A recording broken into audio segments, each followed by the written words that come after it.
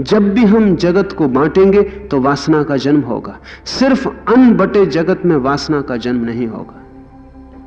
या तो हम कहते हैं संसार और मोक्ष, या हम कहते हैं शैतान और ईश्वर। तब हम कहते हैं शैतान बुरा है और ईश्वर भला है। तो सारे संसार की जो बुराई, हमें जो बुराई मालूम पड़ती है, वो हम शैतान पर थोप देते हैं, और जो भी हमारी धारणा में भलाई है वो हम परमात्मा पर थोप देते हैं। तब शैतान से बचना है और परमात्मा को पाना है, लेकिन वासना पैदा होगी। जहां चुनाव है वहां वासना से छुटकारा कैसे होगा?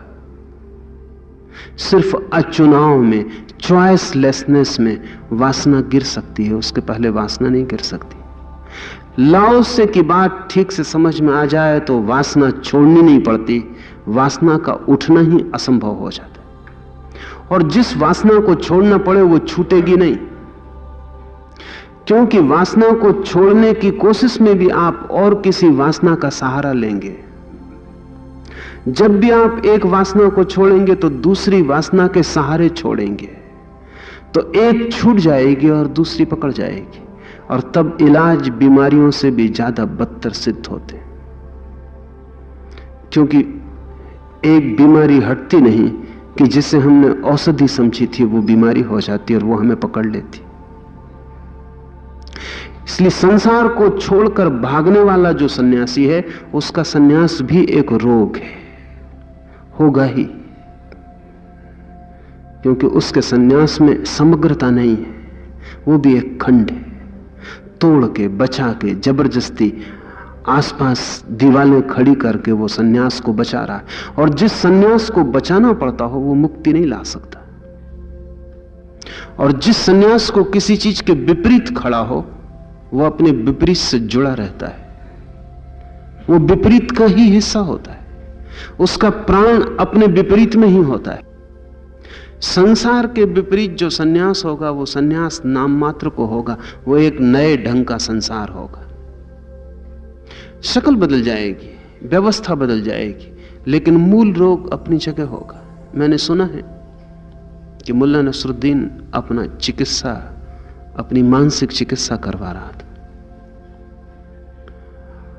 वर्षों के बाद उसके एक मित्र ने पूछा कि अब तो चिकित्सा मालूम होता है पूरी हो गई, क्योंकि तुम चिकित्सक की तरफ जाते हुए दिखाई नहीं पड़ते, क्या लाभ हुआ तुम्हें? तो मुल्ला नसरुद्दीन ने कहा कि मेरी बीमारी ये थी कि मैं हर छोटी छोटी चीज से भयभीत हो जाता हूं। ऐसा भी नहीं कि कुछ हो रहा हो तब भयभीत होता हूं, होने की आशंका से, हो ना जाए इस कल्पना से भी भयभीत हो जाता हूं। उदाहरण के लिए मेरी हालत ऐसी थी चिकित्सा के पहले कि टेलीफोन रखा हुआ है तो कहीं घंटी ना बजने लगे, कोई किसी से बात ना करनी पड़े तो मैं कंपने लगता था, घबराने लगता था, और घंटी अगर बज गई तो मैं इतना घबरा जाता था कि मैं उठ ही नहीं सकता था अपनी जगह से। तो उसके मित्र ने पूछा तो अब तो तुम ठीक हो गए, अब क्या हालत है? मुल्ला नसरुद्दीन ने कहा कि मैं अब इतना ठीक हो गया हूं कि अब हालत ऐसी है कि घंटी ना भी बजे तो भी दिन में 20 दफे मैं फोन पे जवाब देता। तब घंटी भी बजती थी तो उठ नहीं सकता था, अब घंटी नहीं भी बजती तो कोई फिक्र नहीं, मैं तो फोन उठा के जवाब दे ही देता। एक बीमारी से दूसरी बीमारी में चले जाना बहुत आसान है, और विपरीत बीमारी में चले जाना तो एकदम आसान है, लेकिन मूल रोग अपनी जगह खड़ा रहता है। जहां भी हम विपरीतता खड़ी करते हैं वहीं उपद्रव हो जाता है। लाओस से कहता है सारा जगत, ये सारा अस्तित्व ताओ का प्रवाह है, धर्म का प्रवाह है। ये यहां माया और ब्रह्म ऐसे दो नहीं है, ये जो माया दिखाई पड़ रही ये भी ब्रह्म का ही प्रवाह है। ऐसा कहना ठीक नहीं कि परमात्मा कण कण में है, कण कण परमात्मा है।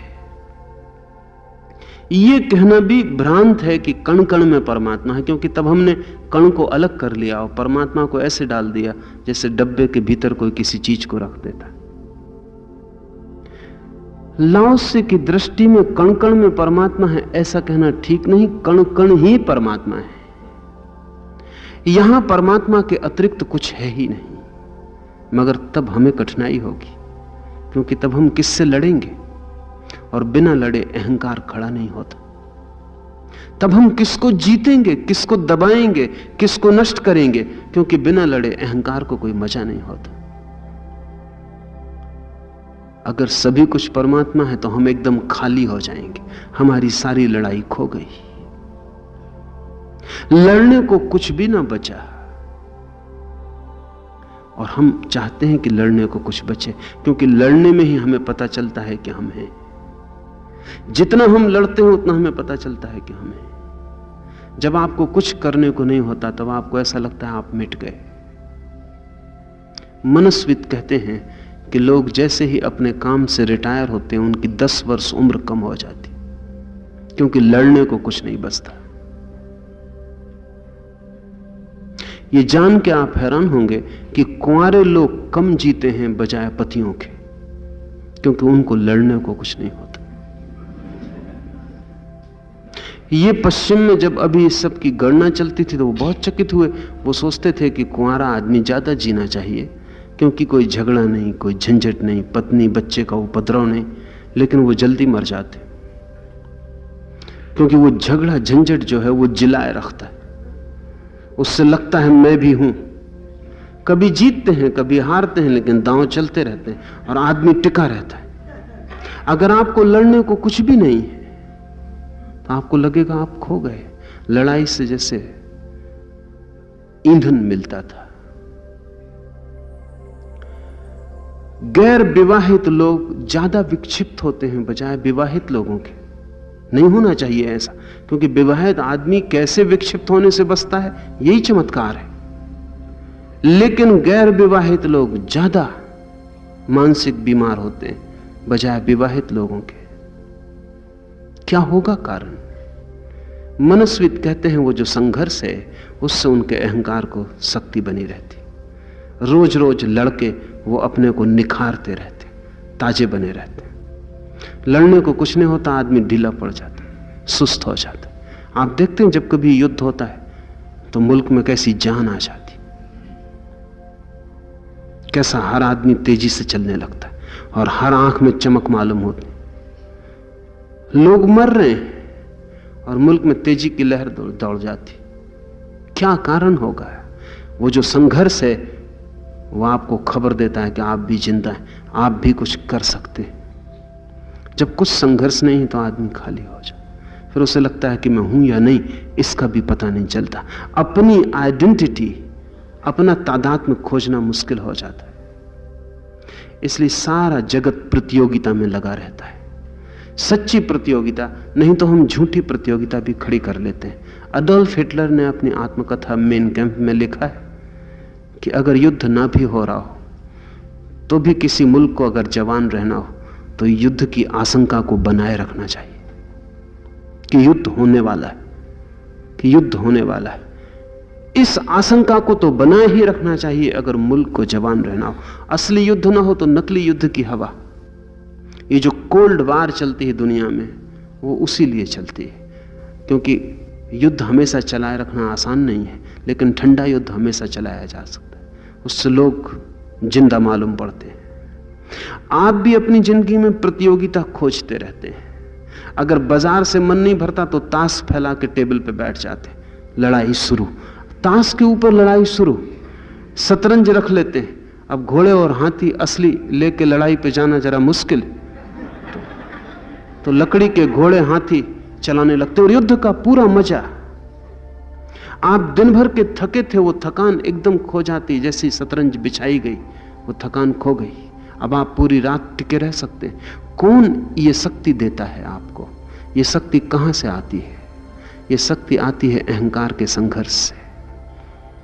इसलिए आप देखते हैं कि सन्यासी के चेहरे पर जो रौनक दिखाई पड़ती है, लड़ने वाले सन्यासी के चेहरे पर, वो रौनक कुछ तपस्या का कारण नहीं, वो एक ऐसी लड़ाई में लगा हुआ है जहां अहंकार की तृप्ति की बड़ी सुविधा है। आपकी लड़ाई दो कौड़ी की, इसलिए जब भी आप उसके पास जाएंगे वो कहेंगे क्या कर रहे हो, क्या इकट्ठा कर रहे हो? क्षणभंगुर संपदा। इस जीवन में क्या रखा है? हमारी तरफ आओ।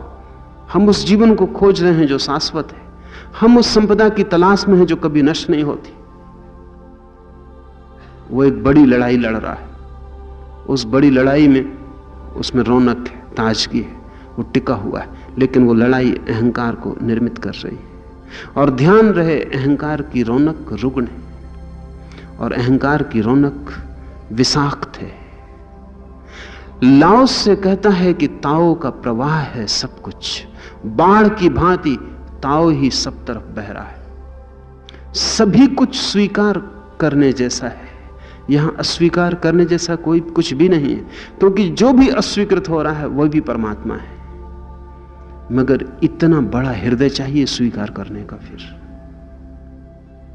अस्वीकार करने के लिए तो क्षुद्र हृदय काफी है। इसलिए जो आदमी जितने छोटे हृदय का होता है उतना अस्वीकार करता रहता है, उतना निषेध करता रहता है। ये भी ठीक नहीं, ये भी ठीक नहीं, ये भी ठीक नहीं, इंकार करता रहता है। बहुत छोटा संकीर्ण हृदय है। अगर आप पूरे अस्तित्व को हां कह सके तो ही आपको परमात्मा की प्रतीति शुरू होगी। वो कहीं छिपा नहीं है, वो यहीं प्रकट है। वो सब जगह प्रकट है। सभी रूप उसके हैं, सभी अभिव्यक्तियां उसकी हैं, सभी घटनाओं में वो छिपा है। जिसको हम बुरा कहते हैं वो हमारी व्याख्या है, जिसको हम भला कहते हैं वो हमारी व्याख्या है। लेकिन परमात्मा बुरे में भी है और भले में ही, क्योंकि हमारी व्याख्याएं परमात्मा को निर्धारित नहीं करती।